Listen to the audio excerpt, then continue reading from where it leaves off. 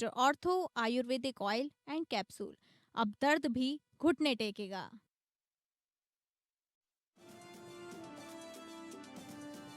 महाराष्ट्र में उद्धव ठाकरे और राज ठाकरे ने मिलाया हाथ। बीएमसी के रण में हुए ठाकरे ब्रदर्स। शिवसेना मन के युक्ति की आज करेंगे घोषणा। लखनऊ और नोएडा में बसेगी एआईसीटी सिफी टेक्नोलॉजी के चेयरमैन और प्रबंधक निदेशक सीएम से मिले। सीएम योगी से मिलने के बाद हुआ फैसला। सीएम ने कहा एआई आने वाला समय में लाएगा क्रांतिकारी परिवर्तन।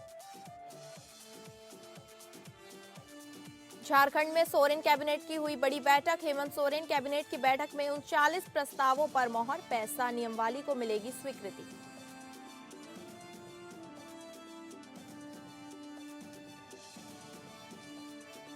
चुनाव आयोग ने छत्तीसगढ़ में एसआईआर के जारी किए आंकड़े। वोटर लिस्ट से काटे गए बड़ी संख्या में नाम। 27 लाख से ज्यादा नाम काटे गए।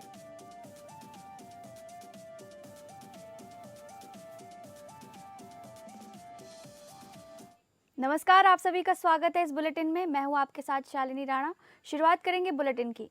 महाराष्ट्र की राजनीति में जिस चमत्कार का इंतजार पिछले 1.5 दशक से किया जा रहा था, वो आखिरकार बीएमसी चुनावों की दहलीज पर हकीकत बन गया है। सालों की सियासी कड़वाहट और दूरियों को पीछे छोड़ते हुए उद्धव ठाकरे और राज ठाकरे अब एक साथ आ गए हैं। इस ऐतिहासिक महामिलन पर मुहर लगाते हुए शिवसेना सांसद संजय राउत ने दोनों भाइयों की एक साथ तस्वीर साझा की है, जिसने महाराष्ट्र के सियासी गलियारों में हलचल तेज कर दी है। संजय राउत ने इस गठबंधन को केवल राजनीतिक समझौता नहीं बल्कि दिलों का मिलन करार दिया है।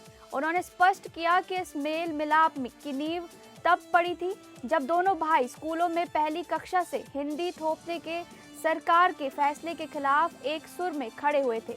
राउत के अनुसार कार्यकर्ताओं ने इस रिश्ते को दिल से स्वीकार कर लिया है और वे जमीन पर एक साथ काम करने के लिए उत्साहित हैं।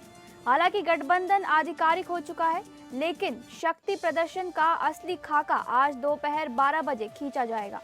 सूत्रों के मुताबिक मुंबई की सीटों के बंटवारे को लेकर देर रात तक चली बैठक में अंतिम सहमति बन गई है। ये गठबंधन केवल बीएमसी तक सीमित नहीं है। नासिक, पुणे, कल्याण, डोंबिवली और मीरा भाईंदर नगर निगमों के लिए भी ठाकरे ब्रदर्स ने साझा रणनीति तैयार कर ली है। गठबंधन की गंभीरता का अंदाजा इसी बात से लगाया जा सकता है कि उम्मीदवारों को पार्टी के आधिकारिक एबी फॉर्म बांटे जाने की प्रक्रिया भी शुरू हो चुकी है। संजय राउत ने यह भी साफ किया कि महाविकास अघाड़ी यानी एमवीए के तहत शरद पवार की एनसीपी यानी एसपी के साथ बातचीत सकारात्मक दिशा में है। हालांकि कांग्रेस के साथ फिलहाल औपचारिक चर्चा रुकी हुई है, लेकिन राउत ने भविष्य में सहयोग के द्वार खुले रखने के संकेत दिए हैं।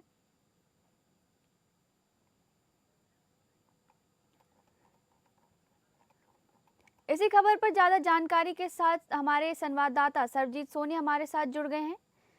सरजीत जी, आप हमें बताइए, महाराष्ट्र की सियासत में जो बड़ी खबर आ रही है, उद्धव ठाकरे और राज ठाकरे, क्या ये सब मामला आप हमें विस्तार से बताएं।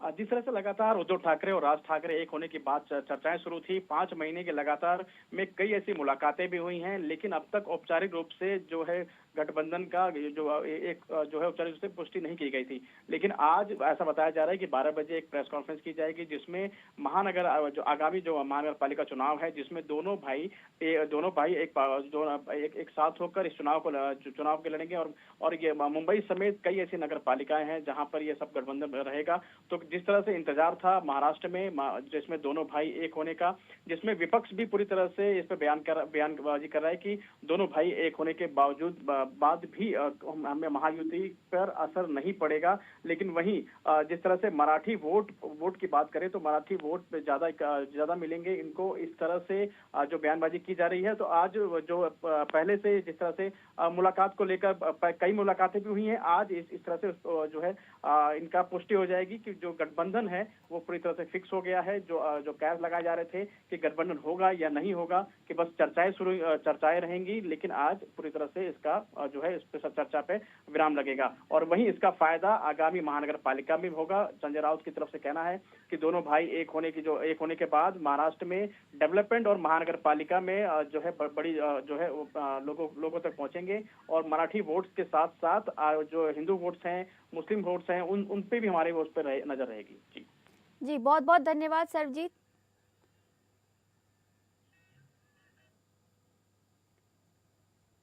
अगली बड़ी खबर उत्तर प्रदेश से। उत्तर प्रदेश को कृत्रिम बुद्धिमत्ता यानी एआई का राष्ट्रीय और वैश्विक केंद्र बनाने की दिशा में एक महत्वपूर्ण पहल सामने आई है। मुख्यमंत्री योगी आदित्यनाथ से सीफी टेक्नोलॉजी के चेयरमैन एवं प्रबंध निदेशक राजू वेगेसना की मुलाकात में लखनऊ और नोएडा में एआई सिटी विकसित करने को लेकर व्यापक चर्चा हुई। बैठक में एआई आधारित डिजिटल इकोसिस्टम को सिटी मॉडल के रूप में विकसित करने के रोड मैप पर सहमति बनी। मुख्यमंत्री ने कहा कि एआई आने वाले समय में शासन, उद्योग, स्वास्थ्य, शिक्षा और विनिर्माण जैसे क्षेत्रों में क्रांतिकारी परिवर्तन लाएगा। प्रदेश सरकार मजबूत डिजिटल आधारभूत संरचना के माध्यम से एआई आधारित निवेश, नवाचार और रोजगार सृजन को तेजी से प्रोत्साहित कर रही है। लखनऊ और नोएडा में प्रस्तावित एआई सिटीज इसी दूरदर्शी नीति का हिस्सा हैं।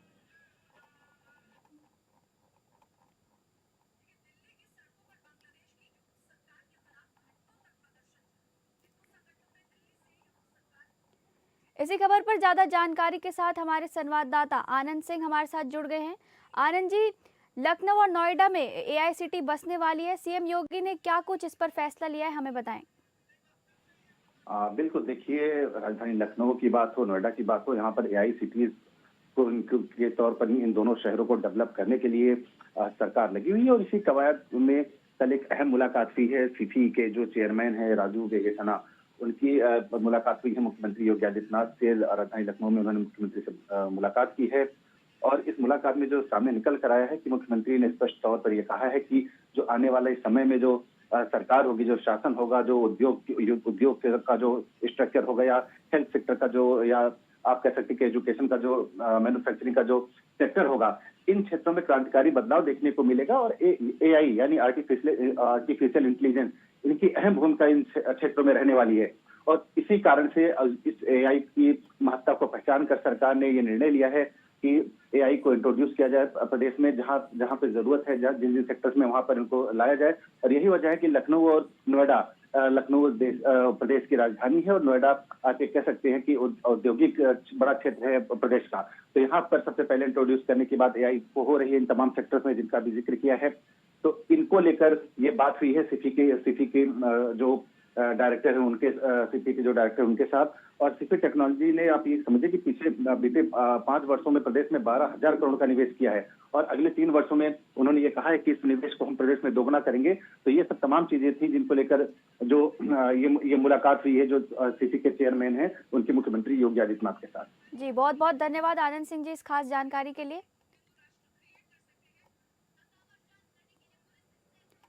अगली बड़ी खबर झारखंड से। मुख्यमंत्री हेमंत सोरेन की अध्यक्षता में प्रोजेक्ट भवन में आयोजित झारखंड मंत्री परिषद की बैठक में कुल 39 अहम प्रस्तावों को मंजूरी दी गई। बैठक के बाद कैबिनेट सचिव वंदना डाडेल ने मंत्री परिषद के निर्णयों की जानकारी पत्रकारों को दी। कैबिनेट सचिव ने बताया कि झारखंड में लंबे समय से प्रतीक्षित पेसा कानून की नियमावली को मंत्रिपरिषद की स्वीकृति मिल गई है। अधिसूचना जारी होते ही ये कानून राज्य के अनुसूचित क्षेत्रों में लागू हो जाएगा। इसके अंतर्गत राज्य के 15 जिले आएंगे। पेसा नियमावली के तहत ग्राम सभाओं को प्राथमिकता दी गई है। विकास योजनाओं के निर्माण में ग्राम सभाओं की महत्वपूर्ण भूमिका होगी।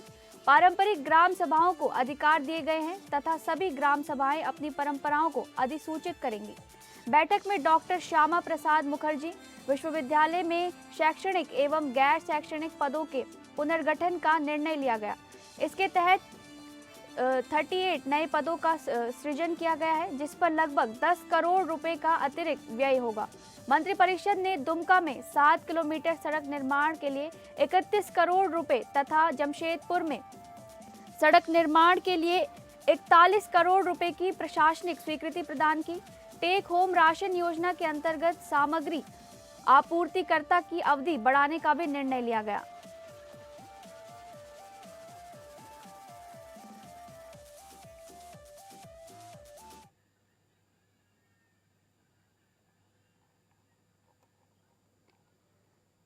इसी खबर पर ज्यादा जानकारी के साथ हमारी संवाददाता तृप्ति सिंह हमारे साथ जुड़ गई हैं। तृप्ति जी बताइए, झारखंड में सोरेन कैबिनेट में हुई बड़ी बैठक में क्या कुछ फैसले लिए गए?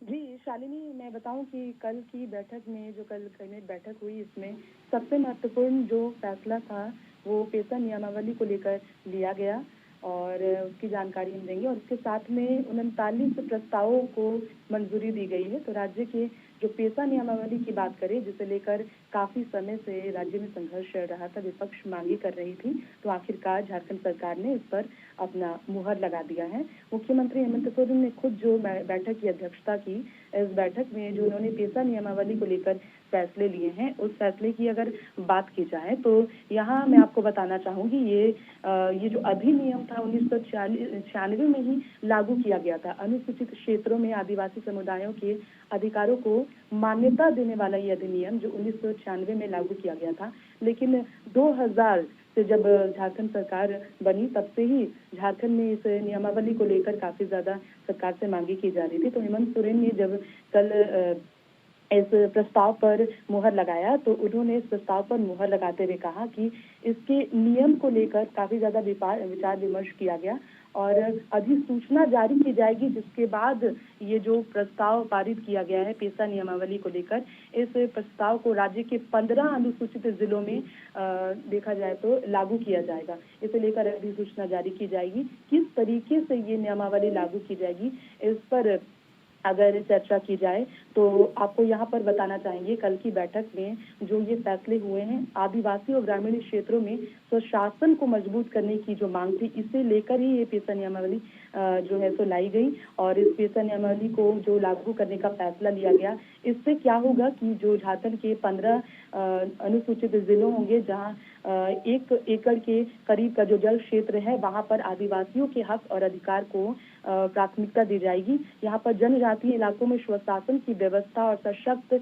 बनाए रखने के लिए ये जो अधिनियम है, इसे लाने का फैसला लिया गया। खुद मुख्यमंत्री हेमंत सोरेन ने इसे लेकर जो जानकारी दी, इस प्रस्ताव को पारित करने के बाद उन्होंने खुद मीडिया के बीच आकर ये कहा कि पेशा कानून को प्रभावी और व्यवहारिक बनाने के लिए तमाम जो संबंधित विभाग से उनके साथ सुझाव लिए गए, विचार विमर्श किया गया। और इस बैठक में इस नियमावली को लेकर जब चर्चा हो रही थी, तो महिला एवं ग्रामीण विकास मंत्री दीपिका पांडे थी और पेयजल मंत्री भी थे और वित्त मंत्री राधाकृष्ण किशोर भी थे और खुद सीएम ने तमाम विचार किए। उसके बाद इस लाने का फैसला लिया गया।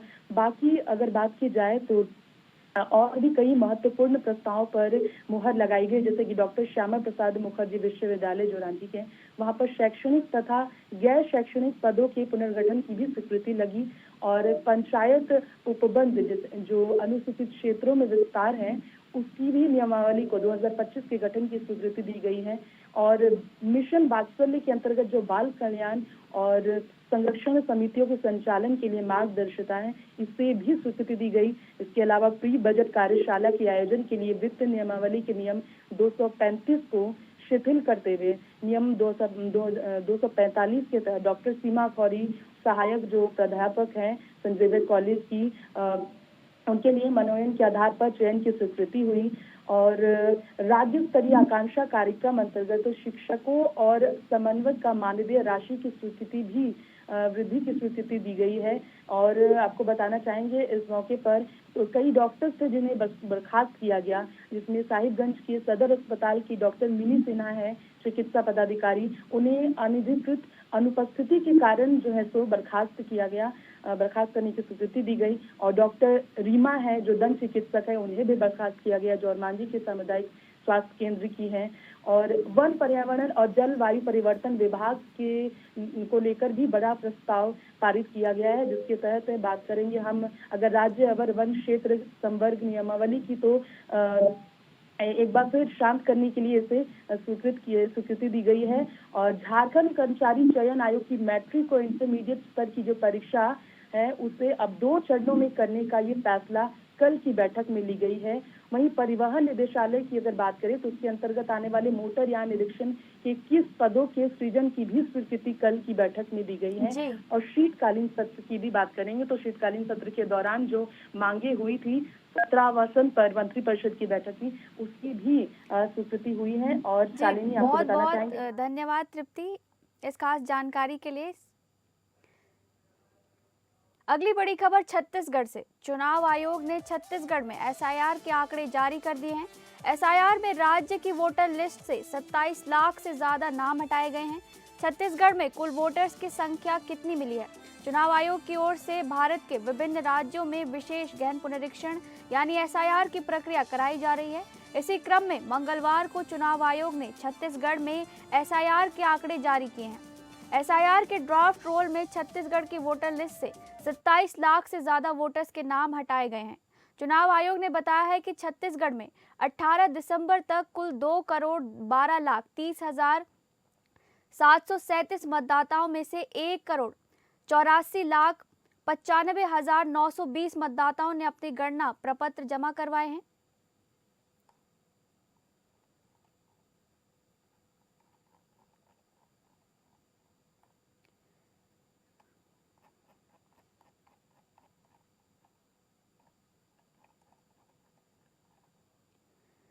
तुर्की की राजधानी अंकारा से उड़ान भरने के कुछ ही देर बाद लीबिया के सैन्य प्रमुख को ले जा रहा एक निजी जेट विमान मंगलवार रात क्रैश हो गया। इस हादसे में विमान में सवार लीबिया के शीर्ष सैन्य अधिकारी जनरल मोहम्मद अली अहमद अल हदाद समेत सभी लोगों की मौत हो गई। लीबियाई अधिकारियों के मुताबिक विमान में तकनीकी खराबी आ गई थी, जिसकी वजह से ये हादसा हुआ। लीबियाई अधिकारियों ने बताया कि ये विमान अंकारा से लीबिया लौट रहा था। इससे पहले लीबिया का प्रतिनिधिमंडल तुर्की से दोनों देशों के बीच रक्षा सहयोग बढ़ाने को लेकर उच्च स्तरीय बातचीत के लिए गया हुआ था। तुर्की अधिकारियों ने बताया कि फाल्कन 50 बिजनेस जेट का मलबा अंकारा से करीब 70 किलोमीटर दूर हायमाना जिले के केसिकाव गांव के पास मिला है। हालांकि तुर्की सरकार ने शुरुआत में सिर्फ मलबा मिलने की पुष्टि की थी। तुर्की के गृह मंत्री अली येरकिलायकाया ने बताया कि विमान ने रात 8:30 बजे अंकारा के एसेनबोगा एयरपोर्ट से उड़ान भरी थी। करीब 40 मिनट बाद एयर ट्रैफिक कंट्रोल का विमान से संपर्क टूट गया। इससे पहले विमान ने हायमाना के पास आपात लैंडिंग का सिग्नल भेजा था। लीबिया के प्रधानमंत्री अब्दुल हामिद दबीबा ने फेसबुक पर बयान जारी कर जनरल अल हदाद का अन्य अधिकारियों की मौत की पुष्टि की। उन्होंने इस हादसे को दुखद बताते हुए कहा कि यह लीबिया के लिए बहुत बड़ी क्षति है। जनरल अल हदाद पश्चिमी लीबिया के सबसे बड़े सैन्य कमांडर थे। वह संयुक्त राष्ट्र की मध्यस्थता से चल रही लीबिया की बटी हुई सेना को एकजुट करने की कोशिश में अहम भूमिका निभा रहे थे।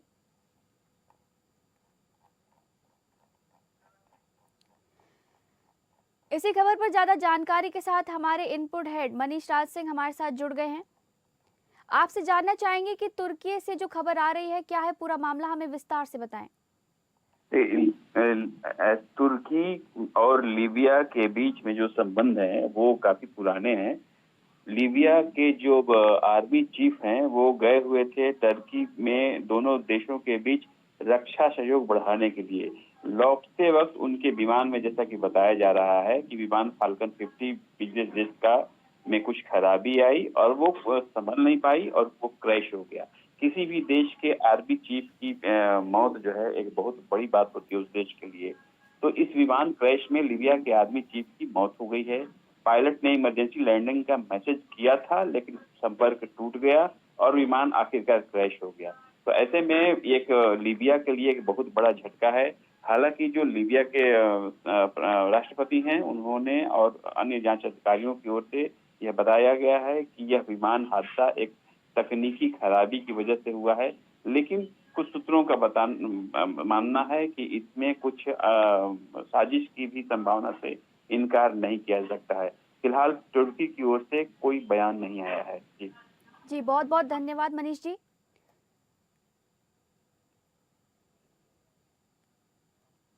अगली बड़ी खबर जम्मू कश्मीर से आ रही है। जम्मू कश्मीर में आतंकी घुसपैठ की आशंकाओं के बीच सुरक्षा एजेंसियों ने बड़ा कदम उठाया है। सेना, बीएसएफ और जम्मू कश्मीर पुलिस ने संयुक्त रूप से सर्च ऑपरेशन चलाया है, जिसमें सीमा से सटे इलाकों में आतंकियों की घुसपैठ की कोशिशों को नाकाम करने के लिए 80 से ज्यादा गांवों में तलाशी ली जा रही है। ये अभियान घने कोहरे, सर्द मौसम और दुर्गम इलाकों का फायदा उठाकर घुसपैठ की कोशिश कर रहे आतंकियों को पकड़ने के लिए चलाया जा रहा है। सुरक्षा बलों ने जम्मू, सांबा, कठुआ और राजौरी जैसे संवेदनशील सीमावर्ती जिलों में घर घर जाकर तलाशी ली है।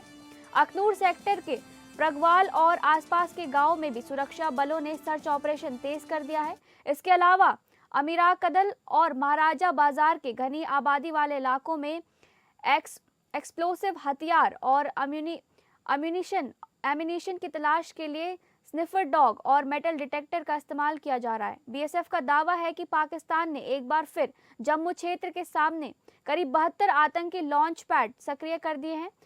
इनमें से 12 लॉन्च पैड सियालकोट और जफरवाल सेक्टर में अंतर्राष्ट्रीय सीमा के पास, जबकि करीब 60 लॉन्च पैड एलओसी के पास सक्रिय बताए गए हैं।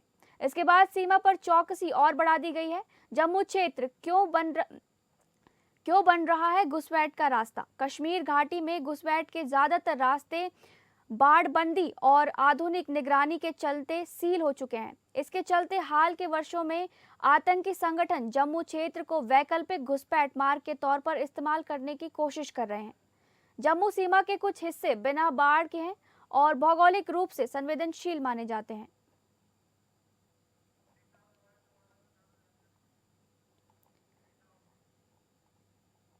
इसी खबर पर ज्यादा जानकारी के साथ शेखडाउन हमारे साथ जुड़ गए हैं। आपसे जानना चाहेंगे कि जम्मू सेना, बीएसएफ और जम्मू कश्मीर की पुलिस जो सर्च ऑपरेशन चला रही है, क्या है पूरा मामला? आप हमें विस्तार से बताएं।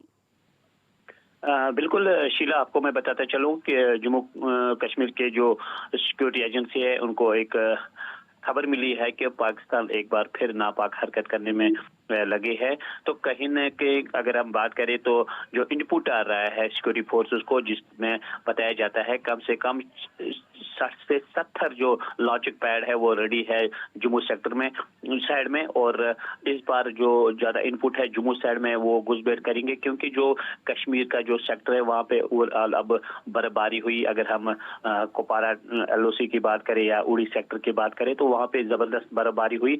अब वो कोशिश कर रहे हैं कि जो जम्मू साइड से है वो इस पार आने की कोशिश में है। तो सिक्योरिटी फोर्सेस ने चौकसी बढ़ा दी गई है उन इलाकों में जहाँ पे उनको लग रहा है कि कुछ मूवमेंट है, वहाँ पे चौकसी बढ़ा दी। अगर हम जम्मू कश्मीर पुलिस, आर्मी और बीएसएफ की करें, और साथ साथ में जो नेशनल हाईवे जम्मू श्रीनगर है वहाँ पे भी सिक्योरिटी बढ़ा दी गई है, क्योंकि अब जो टूरिस्ट है उनका जो रश वो बढ़ने लगे है जम्मू कश्मीर की तरफ। खास तौर पर अगर हम पहलगाम के बाद जो वाक़ा हुआ है उसके बाद अब लोग क्रिसमस या नए सेलिब्रेशन मनाने के लिए गुलमर्ग पहुंच रहे हैं। तो जो सियासी मुकाम है वहाँ पे सिक्योरिटी बढ़ा दी गई है और कई इलाकों में इस वक्त भी तलाशी कार्रवाई जारी है और सिक्योरिटी चप्पे चप्पे पे नाके लगे हैं और जितने भी आने वाली गाड़ी है वहाँ पे उनकी चेकिंग कर रही है। जी बहुत बहुत धन्यवाद शेख दाऊद जी। नवी मुंबई अंतर्राष्ट्रीय हवाई अड्डे के इतिहास में एक स्वर्णिम अध्याय जुड़ने जा रहा है। बेंगलुरु से आने वाला पहला व्यावसायिक विमान 25 दिसंबर को नवी मुंबई अंतर्राष्ट्रीय हवाई अड्डे पर लैंड करेगा। यह ऐतिहासिक घटना हवाई अड्डे के वास्तविक संचालन की दिशा में एक अत्यंत महत्वपूर्ण कदम मानी जा रही है।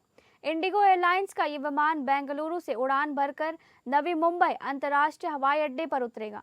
इस ऐतिहासिक उड़ान के लिए सभी तकनीकी और प्रशासनिक तैयारियां पूरी कर ली गई हैं। प्रशिक्षण उड़ान के सफल होने के बाद नियमित विमान सेवाओं का रास्ता भी साफ हो जाएगा। नवी मुंबई अंतर्राष्ट्रीय हवाई अड्डे के शुरू होने से छत्रपति शिवाजी महाराज अंतर्राष्ट्रीय हवाई अड्डे पर बढ़ता दबाव काफी हद तक कम होगा। यात्रियों को आधुनिक, तेज और सुविधाजनक सेवाएं मिलेंगी। साथ ही नवी मुंबई, रायगढ़ और पूरे कोंकण क्षेत्र में औद्योगिक, व्यापारिक और पर्यटन विकास को भी बड़ी गति मिलने की उम्मीद है। कई वर्षों के लंबे इंतजार के बाद नवी मुंबई अंतर्राष्ट्रीय हवाई अड्डा अब वास्तविक रूप से संचालन की ओर बढ़ रहा है। ये क्षण न केवल नवी मुंबई बल्कि पूरे महाराष्ट्र के लिए गर्व का विषय माना जा रहा है। फिलहाल इस बुलेटिन में बस इतना ही। नमस्कार।